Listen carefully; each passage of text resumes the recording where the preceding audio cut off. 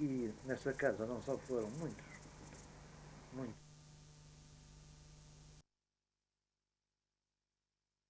estavam, portanto, riscos muito grandes, porque naturalmente o próprio fascismo sabia que o seu maior inimigo era o Partido Comunista e sobre ele se abatia também a pior e a mais dura das repressões. Não é por acaso a maior parte dos mortos, perseguidos e presos figuram em elementos do Partido Comunista, mas não só, naturalmente está aberta para outros antifascistas que lá iam, não é? Mas em especial para esses que mais necessidade tinham de apoio. Bom, e o que eu me lembro é que pessoas que lá iam, funcionários que tinham condições de vida extremamente difíceis, de grandes carências, e que iam lá muitas vezes para conseguir um cobertor, uma panela, um tacho, porque não tinham. Bom, o que eu sei é que, efetivamente, com a minha mãe, eles nunca se associação, pela sua própria designação, mostra dois aspectos importantes. A associação feminina, quer dizer, o aspecto de ligação da minha mãe aos problemas da luta da mulher e da luta da paz. Eu já referi a importância que tinha naquele tempo. Naturalmente ainda tem hoje, mas na altura era muito mais agudo o perigo de uma guerra do que é agora. Justamente por causa da chamada Guerra Fria. Mas, por outro lado, era realmente a consciência que a minha mãe tinha da importância que tinha o movimento das mulheres. É curioso que, ainda hoje, em pleno 25 de Abril, as forças conservadoras têm uma grande hostilidade pelos movimentos da mulher. Eu quero lembrar que, por exemplo, na anterior legislatura, o PSD acabou, na Assembleia da República, com uma comissão que era a Comissão das Mulheres, do movimento das mulheres, da luta das mulheres. E quando ainda agora aparece qualquer coisa das mulheres, é manifesta a reação de hostilidade das forças conservadoras, do PSD e do CDS em particular. Bom, portanto, naturalmente, nesse tempo, era ainda pior, não é? Ora, portanto, a escolha que ela faz de se dedicar à Associação Feminina Portuguesa para a Paz mostra, a meu ver, a compreensão que ela tinha da importância que tinha, por um lado, a luta das mulheres e, do outro lado... Então, já agora podemos conversar mais um bocadinho e perguntar, por exemplo, em que anos mais ou menos é que tu vieste para o Porto, que conheceste? Eu conhecia a Dona Irene Castro em 1945, precisamente no fim da guerra. Era uma menina de casa, muito jovem, tinha casado muito jovem, e estava em casa. Tinha deixado de estudar, estava em casa, tratava da casa, tinha a empregada, tratava do marido, tratava do sogro, e, enfim, era uma senhora menina que estava em casa. Veio 45, o Papiniano saía para a rua, porque aquelas lutas na rua, aquelas pancadarias, aquelas águas com sulfato, e com essa coisa toda, ele não me deixava ir para a rua com medo que eu apanhasse uma pancada.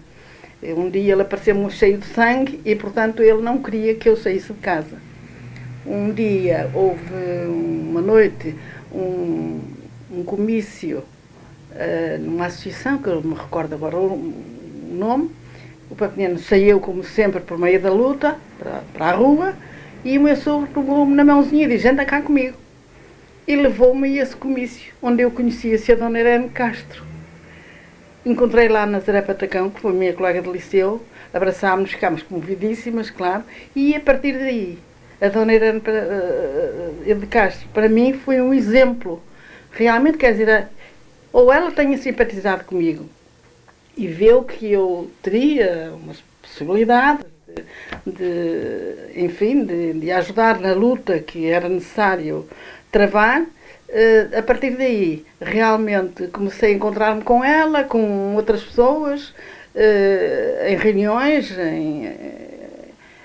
a combinar passeios, a combinar piqueniques, a combinar bailes, aquele baile da Abuinha, que não sei se lembram disso, que foi uma coisa extraordinária, um baile realizado e organizado por nós, que foi uma coisa que deu brado na cidade de Porto, em que a PIDE tentou entrar por todas as portas do salão onde estávamos a fazer, que era em casa do arquiteto Artur Andrade, ali na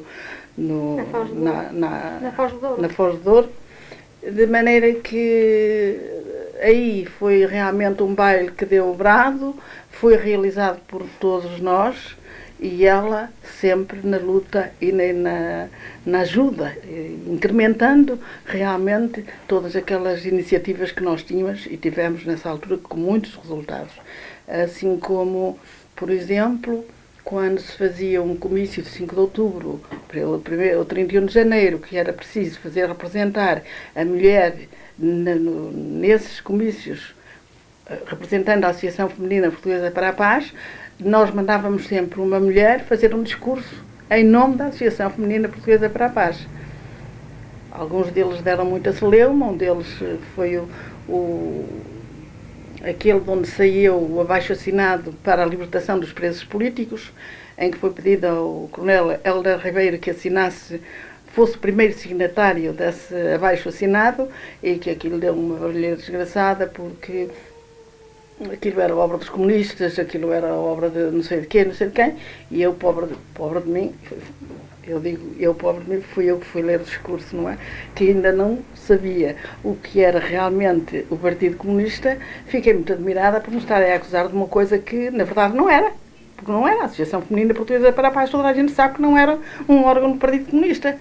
Era uma organização feminina que lutava pelos direitos da mulher e Ao seu conhecimento com a Irene Castro, portanto, disse-me, tinha-me dito que a conheceu ainda como diretora da escola. Da escola, porque foi nossa diretora, minha e da minha irmã, a sua tia, foi nossa colega de aula mesmo, esteve connosco, e quando ela fazia anos, nós íamos lá a casa também.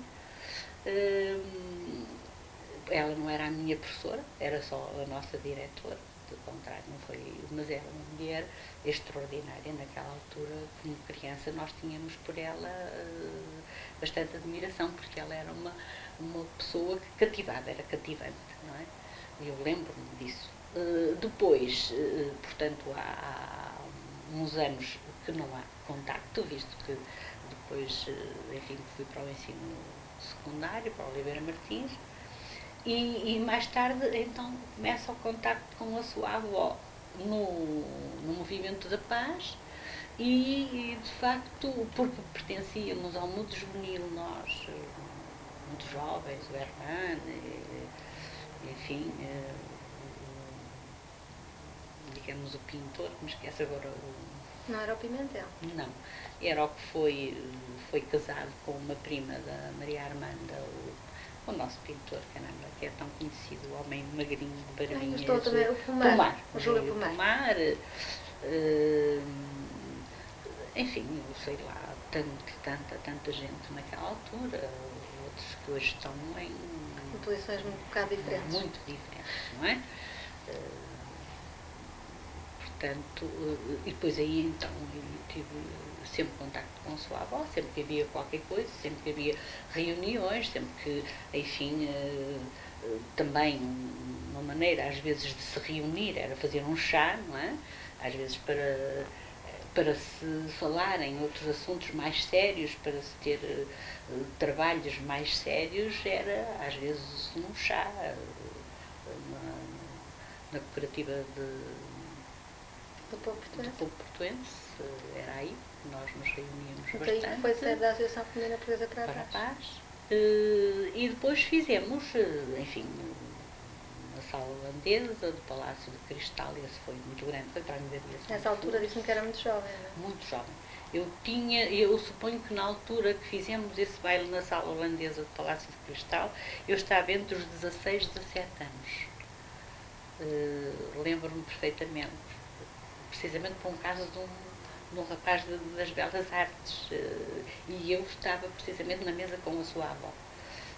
Estava na mesa dela, nós éramos jovens, portanto o meu pai deixou-me ir porque, pronto, estávamos entregues a ela, e pronto, e mantivemos. Disse-me que, portanto, ela cedeu também a sala de aulas. Sim, isso éramos jovens, e ela, como diretora e que vivia lá, era lá que nós tínhamos as reuniões com o seu tio Amílcar, não é? Que íamos para lá na sala de aulas e tínhamos as reuniões. É difícil numa família qualquer acontecer o que aconteceu na nossa, em que toda a família era democrata. E, portanto, eu comecei muito cedo e sempre com o apoio dela. Era uma mulher que apoiava-nos nas manifestações, nas reuniões, em tudo que pudesse ela fazia. Ela tirava-se constantemente, quando havia manifestações. A nossa casa era um hospital. Era um hospital que havia manifestações de pancada e eles, todos os que levávamos pancada, fugiam para a minha casa. Ao mesmo tempo que a minha mãe era uma autêntica enfermeira. Dava massagens de aguardente a cada um e fazia tudo que nós precisássemos para andar para a frente. Portanto, era também uma pessoa com perfil de coragem, de grande ânimo. Absolutamente, e nunca nos travava, antes pelo contrário, entusiasmávamos para andarmos para a frente, não é? Porque, pronto, daquilo que eu sei também, porque pertence à família, mas mesmo do que as outras pessoas disseram, era uma pessoa muito ligada à família, que vivia muito para a família. Absolutamente, estava sempre ligada à família, não é?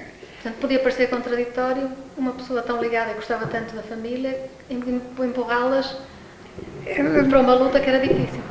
Ela, para mim, não acho que empurrava, acho que apoiava. Nós é que realmente tínhamos facilidade de ir para a luta, porque não tínhamos nada a ver. Qualquer família acontece normalmente que há uma pessoa que é realmente democrática, é antifascista, etc., mas tem pessoas na família que são ao contrário. Portanto, ainda tem que se defender dessas pessoas. Não era o meu caso. A minha casa era um hospital autêntico e ela apoiava tudo isso. E quando havia manifestações, nós íamos às manifestações no fim, depois de ter levado pancada, recolhia tudo à nossa casa. Eu lembro que eu estava um dia a dormir na minha cama, lá em casa, com mais lógico, e a PIDE apareceu de manhã para prender alguém. Não se sabia nunca quem. E ele teve esta frase: olha que isto aqui é dar. Então saí ontem que já me veio prender. Porque julgava que era para ele, mas não era. Simplesmente era para o teu pai, era para o Raul. E assim, Em relação a ela, é aquela que este nome te diz. Podes? Eu conheço a Dona Irene de Castro desde os anos 40, do início dos anos 40. Ela foi para mim, o que é que ela foi para mim? O traço essencial dela é ter sido uma mulher de coragem. Uma mulher de coragem não apenas porque foram presos os seus filhos e o marido e toda a gente em várias revoadas e muitas vezes em conjunto, mas também porque ela fez muita coisa que, quanto a mim, valeu a pena e, quanto a mim, são coisas que me comovem, que me dão a essência de uma mulher que sabia qual era o seu lugar no espaço, qual era o seu lugar na vida. Portanto, a Dona Irene foi sempre uma educadora, portanto foi professora da escola primária da Sé, onde também demonstrou para mim e perante muitos jovens, portanto é um exemplo de dignidade à juventude, de que era efetivamente capaz de dar muito da sua vida à luta do povo português. Realmente a Comissão Distrital do Mundo Juvenil reuniu, se não num dos domingos, pelo menos lembro-me, um domingo, mas talvez outros dias, penso eu, na escola da Sé. E nós sabemos que não era o filho que eu via quando preso. Quer dizer, portanto, eu estava colocado na cela 7, que é uma cela de esquina da Rua do Heroísmo, tem janelas ou gretas para ambos os lados, e a Dona Irene aparecia a 50 metros e eu via. Uma das maneiras de eu cumprimentar a Dona Irene era assobiar canções progressivas, era cantar canções progressivas, e depois recebia o elogio indiretamente, através da família, que eu tinha uma voz bonita. Tá? Pronto, então vamos começar a falar sobre a Irene Castro, que era a tua mãe, né?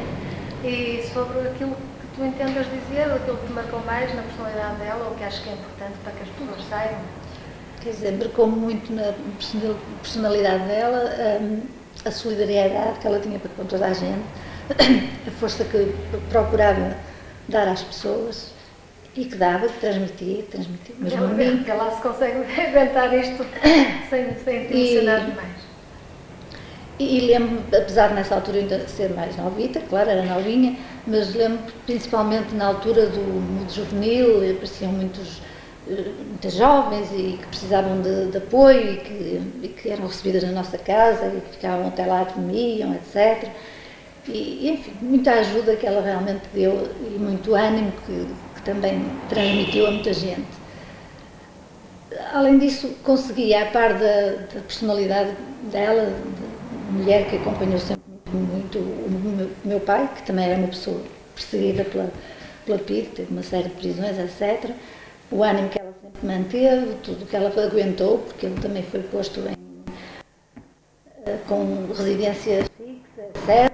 Portanto, enfim, tudo isso, tanto economicamente como moralmente, ela deu sempre maior apoio a todas estas coisas. E nós fomos criados num ambiente, portanto, de muita seriedade, muita solidariedade e, quer dizer, uns princípios que eu espero ter absorvido, porque me honra muito ser filha dela.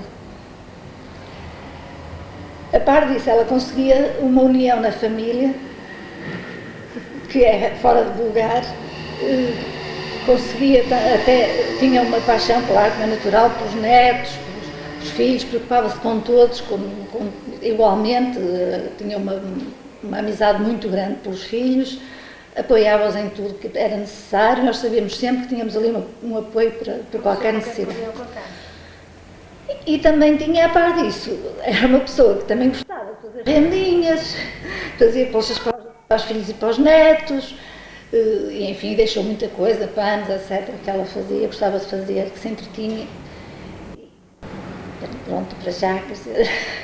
Esse tipo de coisas fazia, digamos, numa fase mais avançada? Sim, porque na fase anterior era professora e, portanto, mesmo como professora, ela combateu sempre, porque às vezes havia até umas ordens para cumprir, ordens do governo, do Estado, e que ela arranjava sempre maneira de rodear e fugir, enfim. Depois pediu a reforma cedo, exatamente porque se fosse mais tarde era capaz de ir embora demitida, não é? E pronto, e resolveu, portanto, cedo ainda, com muita... Porque ela até ao fim morreu com quase 80 anos, teve sempre uma lucidez extraordinária e mexia-se muitíssimo bem e ia-me esperar quase todos os dias e passeava e, enfim, era uma pessoa de facto com uma vida que ninguém diria que ela que tinha aquela idade e o ânimo que tinha, etc. De facto, uma pessoa extraordinária. Enfim, eu sou filha, não sei se estou a ver isto com olhos, mas acho que não, acho que estou a ser justa. De facto, ela tinha muitas qualidades. Tinha uma frase muito engraçada que ela dizia muitas vezes e mostra realmente o caráter dela, que era dizer, quando via qualquer pessoa que, enfim, não era tão digna, tão honesta como devia ser, ela dizia sempre que falta de caráter e de dignidade. Foi uma frase que me ficou gravada. E pronto, eu procuro realmente...